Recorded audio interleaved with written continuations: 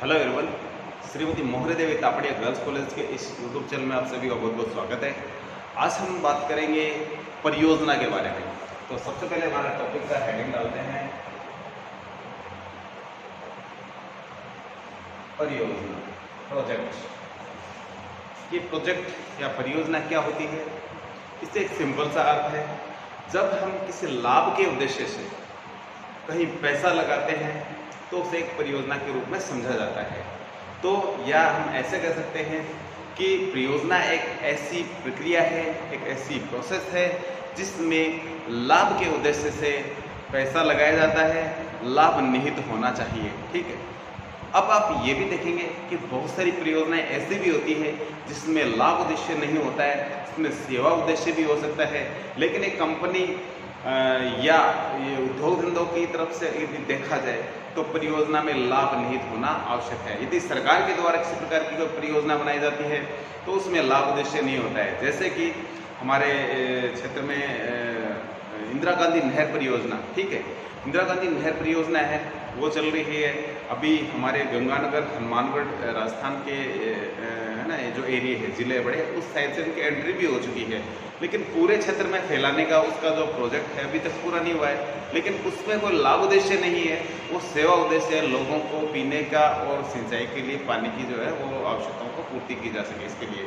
But यदि एक व्यवसायी, एक उद्योगपति, ठीक है, उसकी तरफ से देखा जाए तो सामान्यतः उसमें यही देखने को मिलेगा आपको कि परियोजना के अंतर्गत एक जो लाभ उद्देश्य है, ठीक है ना, वो जरूर निहित होना चाहिए, अदरवाइज परियोजना का कोई फायदा नहीं होता है। तो यदि हम बिजनेस की तरीके से देखें तो आज हम उसी तरीके से देखने जा रहे हैं एज ए बिजनेस। तो एज ए बिजनेस देखें तो परियोजना एक ऐसी प्रक्रिया है जिसमें लाभ के उद्देश्य से कहीं पैसा लगाया जाता है और वापस धन प्राप्त किया जाता है। यदि लाभ नहीं होगा तो परियोजना का कोई फायदा भी नहीं है। जैसे कि हम बात कर लेते हैं, एक व्यक्ति है जिसने 1 लाख रुपए कहीं पैसा लगाया, मशीन लेके आया एक व्यक्ति, ठीक है। ये माना कि एक व्यक्ति ने एक डिस्पोजल बनाने वाली 1 लाख रुपए की मशीन खरीदी है।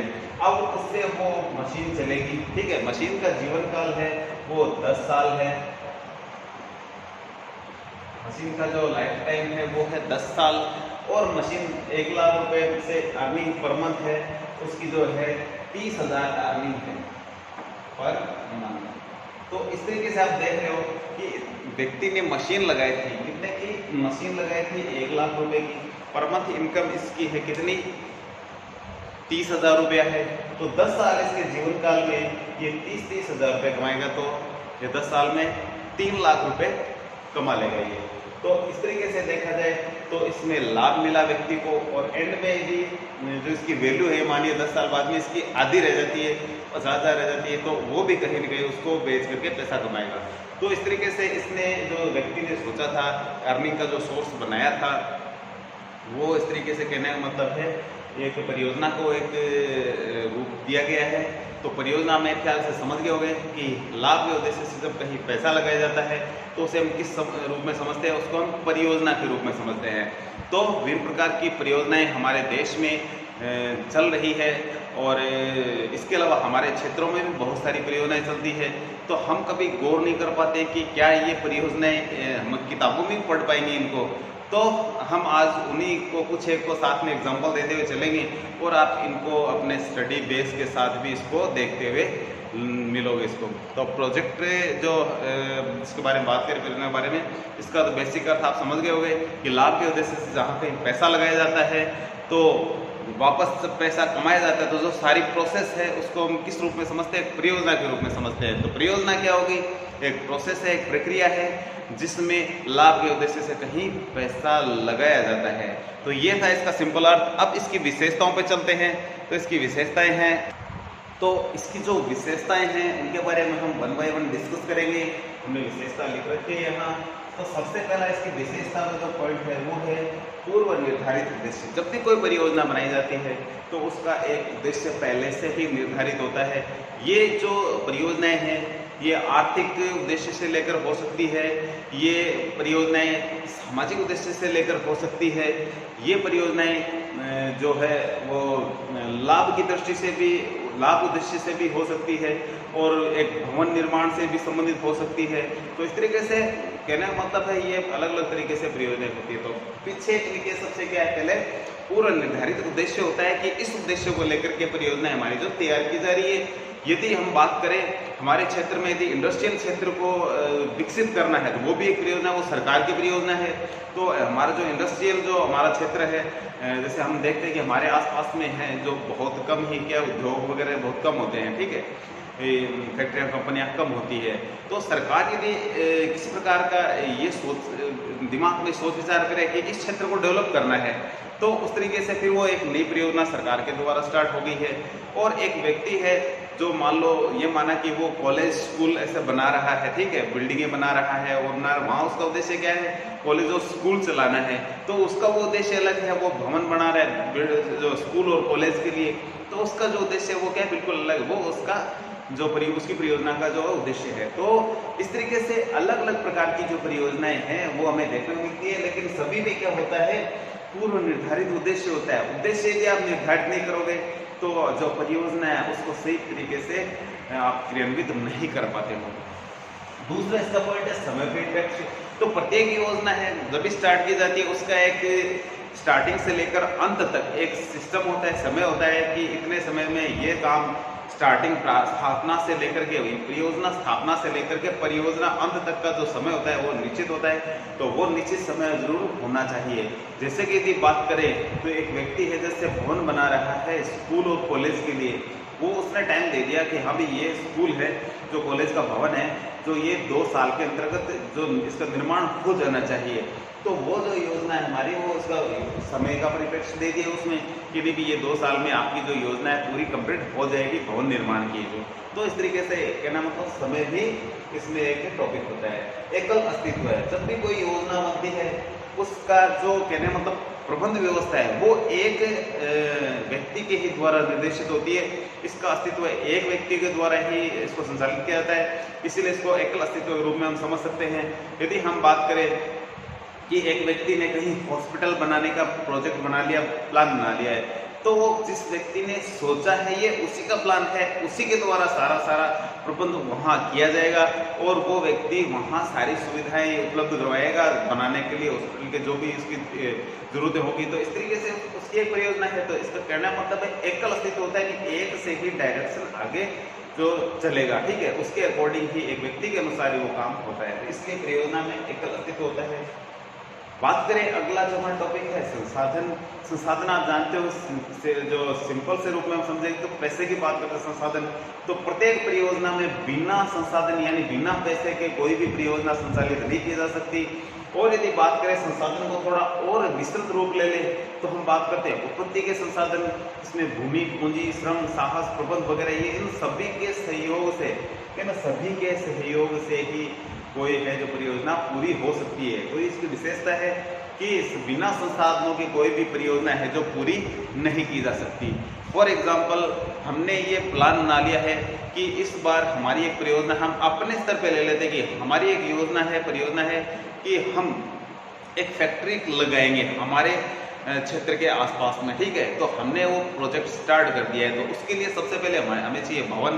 तो भवन लगाने के लिए हमें पैसा चाहिए, भवन बनवाना पड़ेगा। जब बिल्डिंग स्टार्ट होगी तो उसमें लेबर भी चाहिए हमें और एक मैनेजर भी चाहिए जो उसको सही देखभाल साल संभाल उसकी देख सके, समय समय पे जो भी रिक्वायरमेंट होती है उनके बारे में बता सके। इसके अलावा हमारी जब बिल्डिंग तैयार हो जाएगी तो हमारा कारखाना स्टार्ट हो जाएगा, तो उसमें और भी अनेक प्रकार की जो लागतें होती है, किन किन की जरूरत होगी। तो इस तरीके से हम भूमि की भी जरूरत होती है और लेबर यानी जो श्रमिक होते हैं उनकी भी जरूरत होती है, पैसा यानी जो पूंजी है उसकी भी जरूरत होती है। तो इस तरीके से प्रबंध व्यवस्था की भी जरूरत होती है। ऑल ओवर सारी चीजें संसाधन के अंतर्गत आ जाती है। तो कोई भी परियोजना है बिना संसाधन कंप्लीट नहीं हो सकती, इसलिए संसाधनों का रोल है जो परियोजना में बहुत ही अहम होता है। नेक्स्ट हमारा टॉपिक है अग्रिम नियोजन। जब भी कोई योजना बनाई जाती है, परियोजना बनाई जाती है, तो उसकी जो प्लानिंग है वो पहले से ही कर ली जाती है। उसमें क्या कहाँ क्या चीजें लाई जाएगी, कहाँ से सामान लाया जाएगा। यदि मैं बात करूँ एक भवन निर्माण की, एक बड़ी जैसे मान लो कोई धर्मशाला का निर्माण करना है अपने आस पड़ोस के क्षेत्र में, तो जिस व्यक्ति ने उसका जो कंट्रोल लिया हुआ बनवाने का उसका, तो वो क्या करता है पहले से ही उसका प्लान करता है कि इसमें पैसे कितने चाहिए, हमें कितने लोगों की जरूरत होगी इसमें काम करने के लिए, इसमें कच्चा माल रॉ मटेरियल कहाँ से लाना पड़ेगा, इसमें सीमेंट कितनी लानी पड़ेगी, इसमें बजरी पत्थर जो ईंटें कहाँ से लेके, तो वो पहले से ही प्लानिंग करता है कि वहां से ये लेना है, वहां से ये लेना है, वहां से ये लेना है, और इस तरीके से सारा का सारा प्रोसेस उसका चलता रहता है। तो इस तरीके से कहना है मतलब जो भी हमारी जो परियोजना है उसका जो नियोजन है पहले से ही कर लिया जाता है। जीवन चक्र और लगभग समय परिप्रेक्ष्य ये दोनों लगभग एक जैसे टॉपिक है। कोई भी परियोजना होती है उसका एक निश्चित जीवन काल होता है। ये माना कि एक कंपनी ने एक मशीन लगाई है, ठीक है। अब मशीन का तो हमने पहले एग्जांपल लिया था कि जैसे 1 लाख की मशीन है, 10 साल इसने और 30,000 रुपये क्या ये पर मंथ है जो इसकी इनकम है, ये मानिए। तो सोचो जरा कि कितने अच्छे पैसे कमा पाएगा इसके अंतर्गत। तो इसका जो जीवन चक्र है वो कितना है, 10 साल में। तो कोई भी परियोजना स्टार्ट की जाती है तो उसके अंतर्गत जो उसका जीवन काल है उसका बहुत ही अहम रोल होता है। उससे पता चलता है कि कितनी अर्निंग उसके द्वारा हो सकती है उसके जीवन काल में। और तो इसलिए जो प्रत्येक जो परियोजना है उसका जो जीवन चक्र है उसका अहम रोल होता है। उसको ध्यान में रख करके ही कोई काम जो आगे बढ़ाया जा सकता है। ऐसी बहुत सी परियोजनाएं हैं जिनमें उसके जीवन चक्र के बारे में अच्छे से बताया जा चुका है। अपन यदि हम किसी फैक्ट्री कंपनी में जाकर देखेंगे तो वहाँ बहुत सारे ऐसे काम होते हैं जो एक निश्चित जीवन चक्र के दौरान ही होते हैं उन मशीनों में और में। तो वो सारी चीज़ें आप देख पाओगे यदि आप कभी इस तरीके का मौका मिले आपको किसी फैक्ट्री कंपनी में जाने का। तो आप किसी भी प्रोडक्ट का यदि बात करें हम कि जो चीज़ें तैयार की जाती है, जो मशीनें होती हैं, सभी का एक जीवन चक्र और जीवन यानी वो एक निश्चित अवधि तक ही चलती है। तो इस तरीके से ये जीवन चक्र के बारे में भी डिस्कस किया जाता है। मशीनों के द्वारा जो चीज़ें बनाई जाएगी उनका भी एक निश्चित टाइम होता है। स्थिति, अब हम बात करते हैं कोई भी परियोजना है वो सामान्यतः अपने मुख्यालय से, ठीक है, वो दूर ही होती है। यदि हम बात करें, यदि इंदिरा गांधी नहर की बात करें तो वो बहुत दूर से पीछे से हरियाणा पंजाब पीछे से आ रही है, राजस्थान में एंट्री, हरियाणा का जो पंजाब का जो हमारा बॉर्डर लगता है पंजाब का, ये संगरिया और ये हनुमानगढ़ गंगानगर इस क्षेत्र में एंट्री होते हुए आ रही है। तो कहना मतलब जो परियोजना तो बहुत पीछे से चल रही है, इसका मतलब मुख्यालय तो उसका बहुत दूर है लेकिन आगे बढ़ती जा रही है लगातार। तो कहने का मतलब कोई भी परियोजना का जो मुख्यालय होता है, जो स्थिति होती है, कोई परियोजना की स्थिति होती है वो मुख्यालय से बहुत दूर स्थिति होती है, ठीक है। इसी प्रकार से एक कंपनी की बात करें, एक व्यक्ति है उसका जो मुख्यालय, जैसे मान लो एक बड़ी कंपनी है, ठीक है, हम एग्जांपल ले लेते हैं। ये अभी वर्तमान में आप देख रहे हो कि ये जो बड़ी बड़ी कंपनियां, मोबाइल कंपनियां हैं, ठीक है, इनका हेड ऑफिस तो कहीं होता है, मुख्यालय कहीं होता है, लेकिन इनका कारोबार देखो कितना लंबा चौड़ा फैला होता है। जहां ये नया काम करने जा रहे हैं तो वहां इनका क्या है वो काम स्टार्ट हो जाता है, तो उनकी स्थिति वहां होती है, ठीक है, मुख्यालय कहीं और, काम कहीं और। फॉर एग्जाम्पल अभी वर्तमान में भारत में एप्पल कंपनी आई है, तो एप्पल कंपनी अमेरिका की मुख्यालय अमेरिका में, लेकिन इंडिया में इसका सेटअप नया स्टार्ट होने जा रहा है। तो ये एक परियोजना है, इंडिया में काम चल रहा है इसका, तो ये भी एक परियोजना के माध्यम से इसको समझ सकते हो। तो कहने का मतलब इसका मुख्यालय कहीं और होता है और काम कहीं और चल रहा होता है। नेक्स्ट हमारा टॉपिक है जोखिम एवं अनिश्चितता। कोई भी परियोजना में जोखिम तत्व निहित होता है, इसके अलावा अनिश्चितता तो होती ही है, ठीक है। यदि आपको बिजनेस स्टार्ट कर रहे हो, ठीक है, नया प्रोजेक्ट लगा रहे हो, ये उसमें जोखिम तो रहेगा ही रहेगा, बिजनेस चले या नहीं चले, और अनिश्चितता भी बनी रहती है। तो जोखिम और अनिश्चितता किसी बिजनेस के माध्यम से यदि कोई परियोजना स्टार्ट की जा रही है तो उसमें निश्चित रूप से अनिश्चय और जोखिम का जो ये जो वर्ड्स है ये उसमें निश्चित रूप से देखने को मिलेंगे। तो परियोजना के अंतर्गत ये जो चीज़ें हैं, इसकी जो विशेषताओं के अंतर्गत हमने पढ़ी, ये सारी इसके अंदर निहित है। इनमें कोई चीज़ यदि डिस्कस में आपको नहीं समझ में तो आप कॉल करके पूछ सकते हैं। आज के लिए इतना ही, मिलते हैं नेक्स्ट वीडियो में। अब तब तक के लिए धन्यवाद। अपने वीडियो को लाइक कीजिए, चैनल को लाइक कीजिए एंड शेयर कीजिए।